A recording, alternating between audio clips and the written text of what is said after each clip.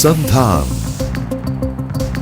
All Gujarat integrated classroom સેટેલાઇટના માધ્યમથી જોડતી કડી એટલે સંધાન. નમસ્કાર. મનોવિજ્ઞાન બહુઆયામી વિષય કહો કે પ્રદેશ છે. તે આપણા જીવન સમગ્રને આવરી લે છે. સ્વસ્થ શબ્દનો અર્થ સ્વયંમાં સ્થિત થવું એવું થાય છે, જેમાં મનોવિજ્ઞાન આપણી વહારે આવી શકે છે. મિત્રો, પરંતુ સૌથી મોટી મુશ્કેલી એ છે કે આ બાબતમાં આપણે બહુ સભાન નથી. એક મનોવૈજ્ઞાનિકે કહ્યું છે કે મનોવિજ્ઞાનની આ બાબતોમાં, માનસિક બીમારીઓને લગતી કેટલીક બાબતોમાં આપણે બહુ સભાન નથી. આવા સંજોગોમાં યુવાઓમાં ખાસ કરીને વૈચારિક સભાનતા આવે તે માટે આજના કાર્યક્રમમાં ઝેન થેરાપીના સંસ્થાપક મહેશભાઈ ઠક્કર ઉપસ્થિત છે. નમસ્તે મહેશભાઈ. આપ 15 વર્ષથી ક્લિનિકલ સાયકોલોજિસ્ટ તરીકે સેવાઓ આપી રહ્યા છો. ભગવાન બુદ્ધે પ્રબોધેલી આલય વિજ્ઞાન પર આધારિત ધ્યાન ચિકિત્સા પદ્ધતિના આપ પ્રણેતા છો. તો આજના આ સંદર્ભે હું આપને સવાલ કરું કે આ ક્ષેત્રનો આપ બહોળો અનુભવ ધરાવો છો, ત્યારે તમારી દ્રષ્ટિએ યુવાઓની કઈ સમસ્યા તરફ આપણે ધ્યાન કેન્દ્રિત કરવું જોઈએ? जहाँ तक मेरी समझ है, आज की जो युवाओं की समस्या है, जैसे कि तनाव है, डिप्रेशन है, परीक्षा खंड में भयभीत होकर परफॉर्म करना और उसकी वजह से उनके परिणाम में, उनके परफॉर्मेंस में कई तरह की समस्याएं आती है. तो मेरा जो 25 साल का एज अ साइकोलॉजिस्ट जो अनुभव है, उसके आधार पे मैं देखता हूँ कि जैसे जैसे परीक्षा का समय करीब आने लगता है तो युवाओं की, छात्रों की समस्याएं बढ़ने लगती है. जैसे रात को नींद ना आना या याद न रहना या बार बार पढ़ना, उसके बाद भी वो परीक्षा खंड में परफॉर्म न कर पाना, ऐसी कई तरह की समस्याओं को मैं देखता हूँ. तो जहाँ तक मैं समझ रहा हूँ कि उनके लिए उन्हें कुछ ऐसे मनोवैज्ञानिक परामर्श की आवश्यकता रहती है.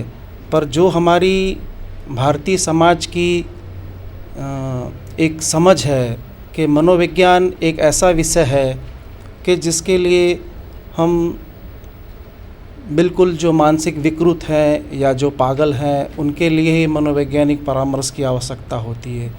तो हम इस कार्यक्रम के द्वारा इस तरह का एक संदेश फैलाना चाहते हैं कि मनोविज्ञान एक बहुआयामी विज्ञान है. मानव के विकास के हर तबक्के में उसका उपयोग लिया जाना चाहिए और जिस तरह से हम शरीर की तंदुरुस्ती के लिए जो प्रयत्न करते हैं, उसी तरह हमारे मन दुरुस्ती के लिए भी मनोविज्ञान का समय समय पर सहारा लेना चाहिए. કેટલીક વાર વિદ્યાર્થીઓએ જે વિષય કર્યો હોય તે એના વ્યક્તિત્વ પ્રમાણે નથી હોતું અને એના કારણે તેને જીવનભર સમસ્યાઓ રહે છે. આવા સંજોગોમાં વિદ્યાર્થી કોલેજમાં પ્રવેશ મેળવે ત્યારે વિષય પસંદગીની કઈ બાબતોને તેને ધ્યાનમાં લેવી જોઈએ? जहाँ तक मेरी समझ है उसमें ऐसा है कि व्यक्तित्व का अपना अपना, हर व्यक्ति का अपना अपना एक प्रकार है. व्यक्तित्व को अगर हम बांटें पूरे मानव समाज में, हम उसका अगर वर्गीकरण करें तो 4 तरह के मूल व्यक्तित्व में हम उसको विभाजित कर सकते हैं. एक को मैं ऐसा कह सकता हूँ कि नॉलेज ओरिएंटेड या ज्ञानोन्मुख, जो अपना पूरा ध्येय ज्ञान को प्राप्त करने के लिए ही लगा देगा. दूसरे को मैं ऐसा कहूँगा कि शक्तिभिमुख. शक्तिभिमुख से मेरा अर्थ ये है कि जो हमेशा पावर नीडी है, जो हमेशा शक्ति के लिए प्रयत्नरत है. तीसरा प्रकार ऐसा है जिसे मैं कहूँगा कर्माभिमुख, एक्शन ओरिएंटेड पीपल, जो हमेशा कुछ न कुछ कार्य करने में संलग्न रहेंगे. उससे आप शांति से बैठने के लिए या कोई ऐसा कार्य दे दिया जाए कि वो बिल्कुल एक जगह बैठ के सब को मैनेज करना है, तो वो उनसे नहीं हो सकेगा.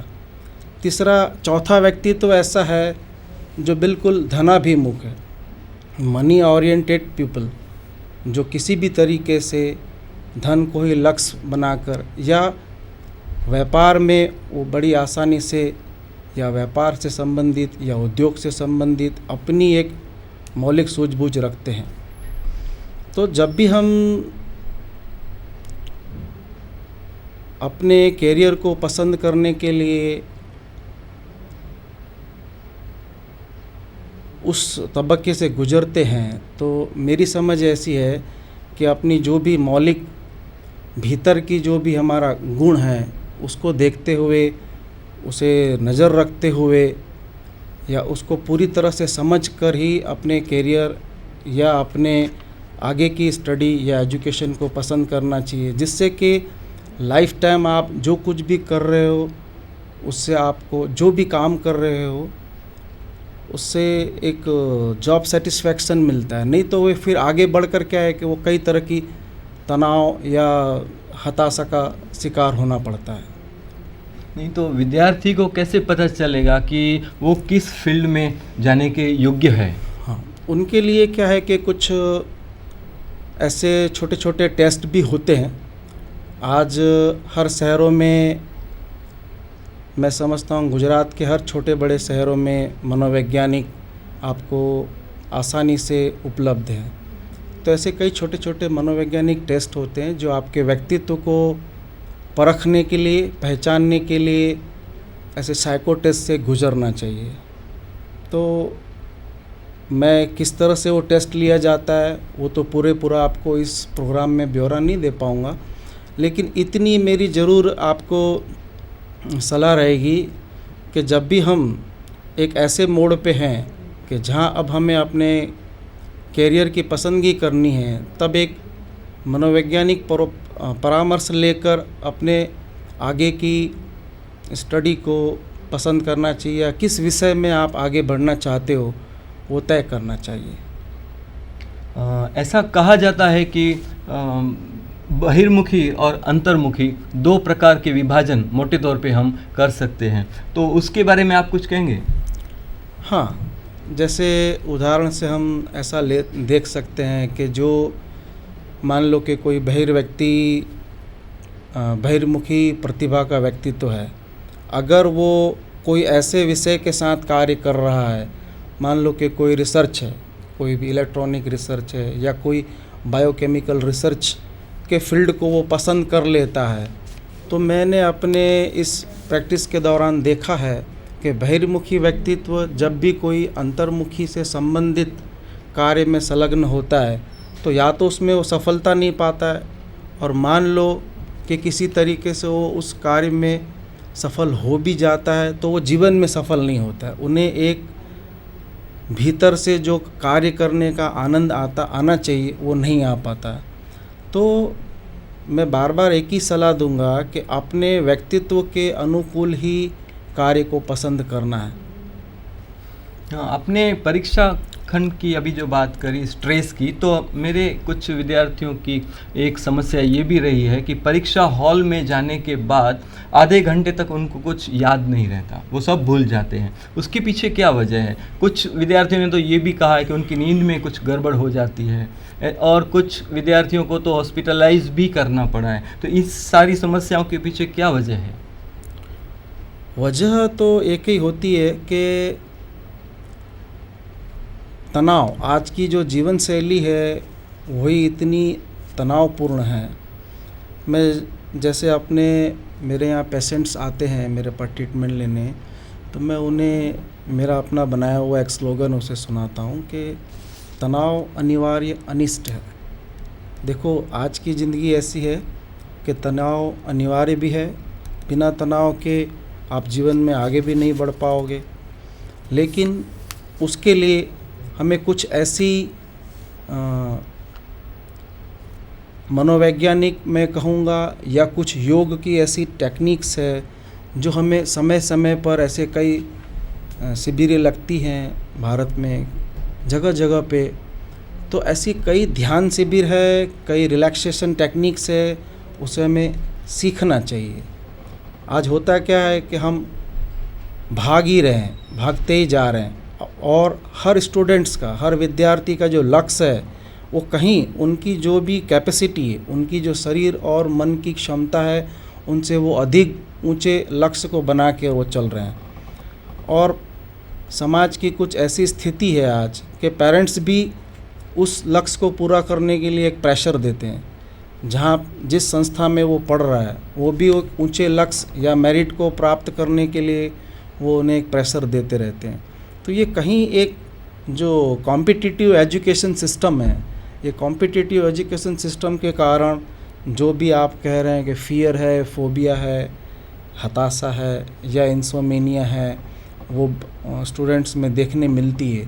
तो मैं यही कहूँगा कि अगर कंपटीशन की बजाय हम अगर क्वालिटी एजुकेशन के ऊपर फोकस करें, ठीक है, अब पूरे के पूरे एजुकेशन सिस्टम को तो अभी हम बदल सकें या बदल पाएँ ऐसी संभावना नहीं दिखती है, लेकिन जो भी हमारी एजुकेशन सिस्टम है वो पर्सनालिटी डेवलपमेंट की तरफ नहीं बट इंडिविजुअलिटी डेवलपमेंट की तरफ अगर फोकस करेगी, स्व विकास पर अगर वो केंद्रित होगी, तो मैं समझता हूँ कि इन सब समस्याओं से निजात पाया जा सकता है। और उनमें सबसे ज़्यादा अगर कोई सहयोगी हो सकते हैं तो स्कूल के शिक्षक हैं, आचार्यगण हैं, इन लोगों का बहुत बड़ा हाथ हो सकता है।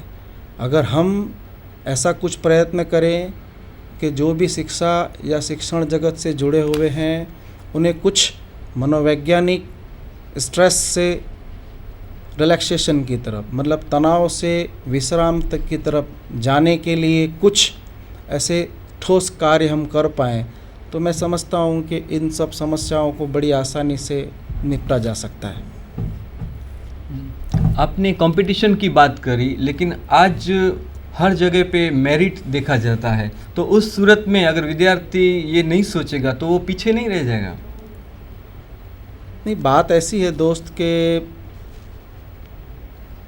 जहाँ पे महत्वाकांक्षा है वहाँ पे आदमी स्व को नहीं देखता, उनके भीतर क्या है वो नहीं देखता।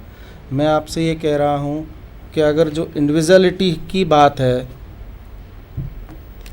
अगर इंडिविजुअलिटी की जो बात है, इंडिविजुअलिटी पे हम अगर गहरे जाके देखें तो वहाँ कोई कंपटीशन की बात ही नहीं आएगी। एक अच्छा उत्कृष्ट मान लो कलाकार है तो वो अपनी कला में पूरी तरह से डूब जाए, वो अपनी फाइन आर्ट में पूरी तरह से अगर गहरा उतर जाए तो एक उत्कृष्ट कलाकार बन सकता है। उनके लिए किसी के साथ कोई प्रतिस्पर्धा करने की आवश्यकता नहीं। एक अंतर्मुखी व्यक्तित्व है, अगर वो चाहता है किसी रिसर्च में जाना है, वो अपने आप में देखता है कि वो घंटों घंटों किसी भी एक विषय को लेकर चिंतन मनन कर सकता है या उतनी उसके अंदर क्षमता है, तो मैं ये कह रहा हूँ कि वो उसके उस विषय के साथ जितने गहरे गहरे गहरे वो उतरने लगेगा तो उन्हें बाहर किसी दूसरे के साथ कॉम्पीट करने की ज़रूरत नहीं।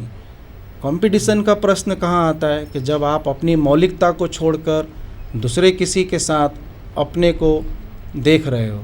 जबकि मेरी जो भी सलाह है या मेरी जो भी मानना है वो ये है कि आपको दूसरे को छोड़ ही देना है, आपको अपने भीतर जो कुछ भी है उन्हें किस तरह से बाहर लाना, उनका ही प्रयत्न करना है।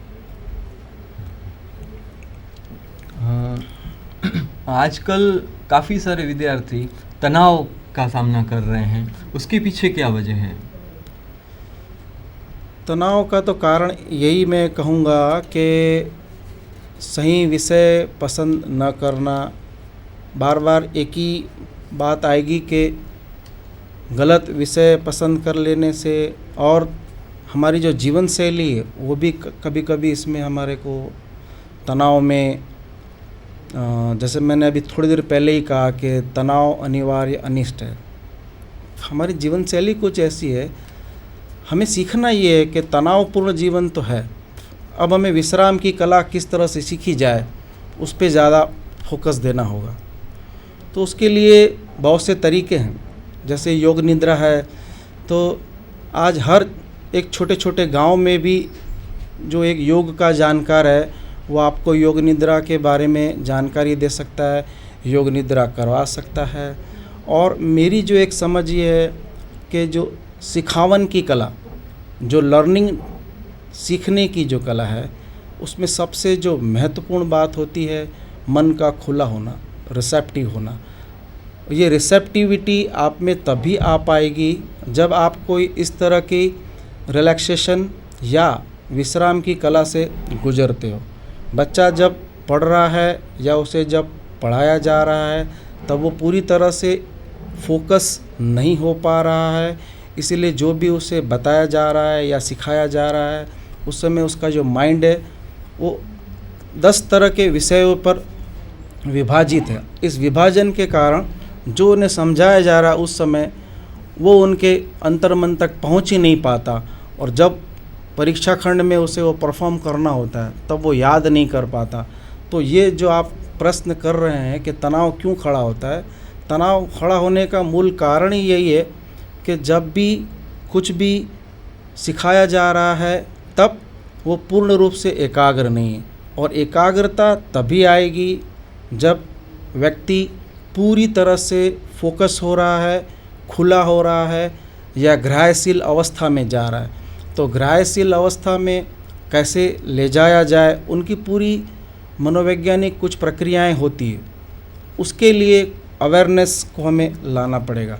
जब इस तरह की अवेयरनेस आएगी तो जो आज हम देख रहे हैं तनावपूर्ण युवाओं को या तनाव भरी स्थिति में वो जो ज़िंदगी में छोटे छोटे निर्णय भी नहीं ले पा रहे हैं या किस सब्जेक्ट में उसको फोकस करके आगे बढ़ना है उसमें भी वो कई तरह के कन्फ्यूज़न का सामना कर रहे हैं, तो ये सब कहीं विश्राम की कला का अभाव है। अगर वो विश्राम की कला कहीं से सीख सकें, बहुत जगह पे जगह जगह पे इस तरह के सेमिनार हो रहे हैं, शिविर हो रहे हैं, वो उसे सीख कर इस समस्याओं को निजात पा सकता है। निद्रा शिक्षा के अलावा और कौन कौन से उपाय हम कर सकते हैं? निद्रा शिक्षा